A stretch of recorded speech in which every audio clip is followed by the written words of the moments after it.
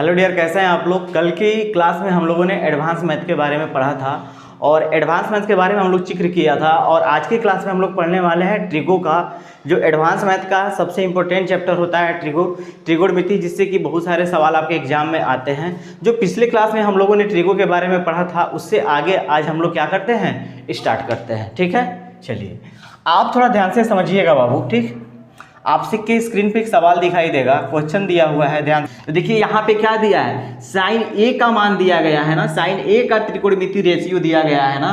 तो आप क्या करें ना, आप यहाँ पे ए को रखने की कोशिश करना। क्या करना बाबू, यहाँ पे ए को रखने का कोशिश करना। आप बताओ, जब यहाँ पे ए रख दोगे तो हम जानते हैं कि इसके सामने वाली साइड हमेशा क्या होगी, तो परपेंडिकुलर होगी। ठीक है, तो मैंने जान से इसको यहाँ पे रखा कि ये वाला जो एंगल होगा वो हमारा क्या होगा, इसके सामने वाली साइड कहलाएगी। तो सोचो ए यहाँ पे हो गया, बी यहाँ पे हो गया, तो सी कहाँ होगा, यहीं पे होगा। तो आप अपने दिमाग में बैठा लीजिए कि जिस एंगल को अगर 90 डिग्री बोलता है उसको तो आपको 90 डिग्री रखना है। बाकी अगर किसी के बारे में कुछ नहीं दिया है, जैसे साइन थीटा दे देता, खाली सिर्फ कह देता कि साइन थीटा बराबर 3/5 है, तो हम थीटा किसको मानते, इसको भी मान सकते हैं और इसको भी मान सकते हैं। तो लेकिन हम कोशिश करते कि थीटा यहाँ पे माने, बेस वाले एंगल को माने। क्यों कि इसके सामने वाली भुजा हमारा क्या कहलाती है, हमेशा परपेंडिकुलर होती है। तो हम लोग यहीं से शुरू से पढ़ते आ रहे हैं कि हमारा क्या कहलाता है, परपेंडिकुलर कहलाता है, और ये हमारा बेस कहलाता है। अगर जब आप इस वाले की जगह पे थीटा रखते तो परपेंडिकुलर हमारा क्या हो जाता, ये हो जाता, और ये हमारा क्या हो जाता, बेस हो जाता। तो हम सीधा सीधा रखेंगे ताकि हमको देखने में भी सीधा सीधा, लिखने में भी आसानी होगा। अब बताइए, जब साइन ए दिया था, जिस एंगल से रिलेट करके दिया गया है उसको यहाँ पे रखना है। ठीक है, बेस वाले एंगल पे रखना है, और जिस एंगल का मान आपसे पूछ रहा है उसको कहाँ रखना है, ऊपर रखना है। जब कोई एंगल नहीं दिया गया है तो हम थीटा को फिर भी हम क्या मानेंगे, बेस वाले एंगल पे ही मानेंगे, ताकि हमें सीधा सीधा दिखाई देगा और सीधा सीधा त्रिकोणमिति रेशियो हम क्या करेंगे, लिख पाएंगे। तो आप बताओ, साइन ए बराबर 3/5 दिया है, तो साइन थीटा बराबर आपने क्या पढ़ा था, परपेंडिकुलर बटा में क्या पढ़ा था आपने तो यही ना पढ़ा था बाबू, कि साइन थीटा बराबर आपने ये पढ़ा था। देखिए यहाँ पे कि साइन थीटा बराबर आपने पढ़ा था कि p/h होता है। तो आप बताओ, p/h इसका मतलब कि ये वाली जो वैल्यू है ये p को डिनोट करेगी, और ये वाली वैल्यू किसको डिनोट करेगी बाबू, h को डिनोट करेगी। सोचो, आपको जब h मिल गया, h कितना मिल गया बाबू, 5, और p कितना मिल गया बाबू, तो ये h था, h कितना मिला 5, और p कितना मिला 3। तो आप बताओ, पाइथागोरस प्रमेय यदि आप लगाते हो तो h का स्क्वायर बराबर क्या मिलता है बाबू, तो p का स्क्वायर प्लस b का स्क्वायर।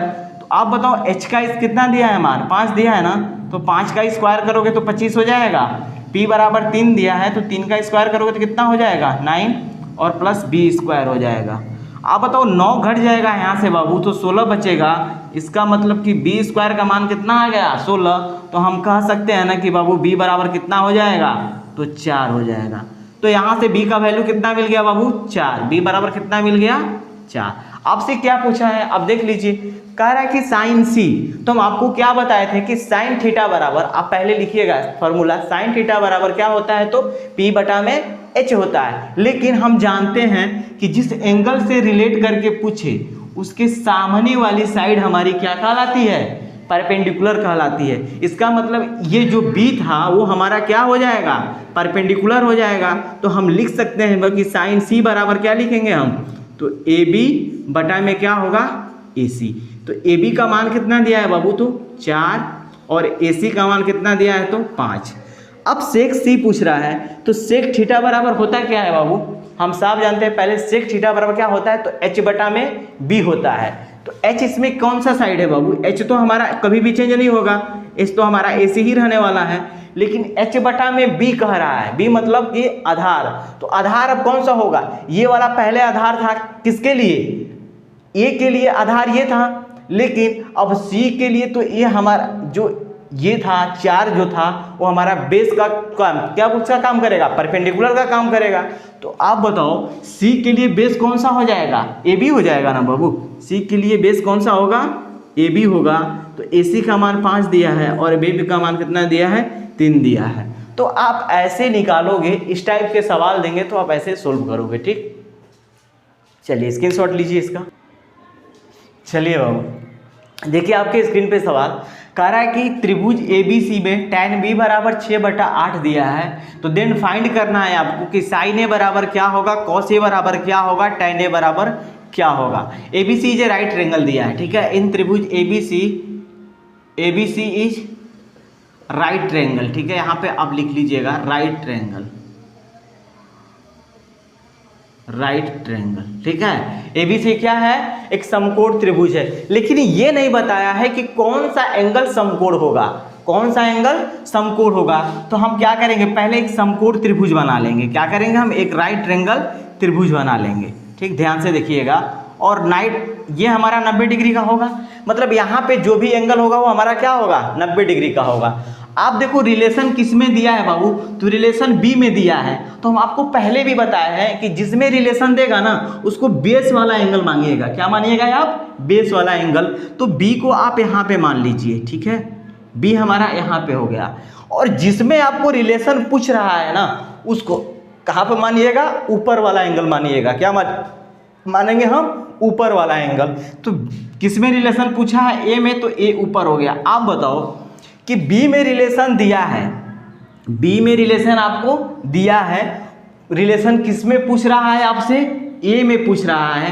तो आप बताओ बच गया कौन सा कोण, बचा तो सी ही कोण बचाना है अब। अरे भाई बी में रिलेशन पूछ दिया है और ए में रिलेशन पूछ रहा है, तो बचा कौन सा, सी बचा। इसका मतलब फिक्स है कि सी वाला हमारा क्या एंगल होगा, वो समकोण त्रिभुज होगा, वो 90 डिग्री वाला एंगल होगा, ठीक है। कभी कभी 90 नहीं देता है तो आपको दिमाग लगाना पड़ेगा कि जो रिलेशन दिया है वो किस एंगल से पूछ रहा है।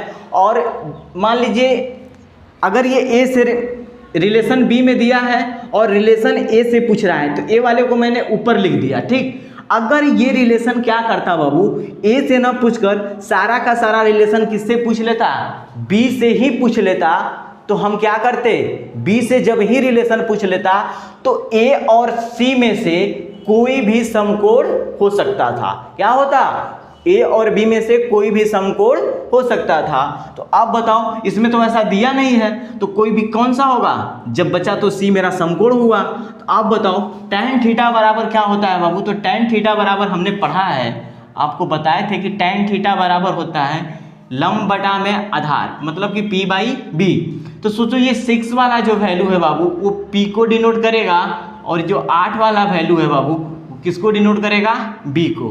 तो आप बताओ इसमें b कौन होगा, b तो ये वाली भुजा होगी, क्योंकि इस वाले के रिस्पेक्ट में तो b यही होगी। तो ये 8 होगा, ये 6 होगा। तो आप बताओ कि h का स्क्वायर बराबर आपने पढ़ा है बाबू, ये 6 हो गया, ये किसके, ये p का मान है और ये किसका मान था, तो b का।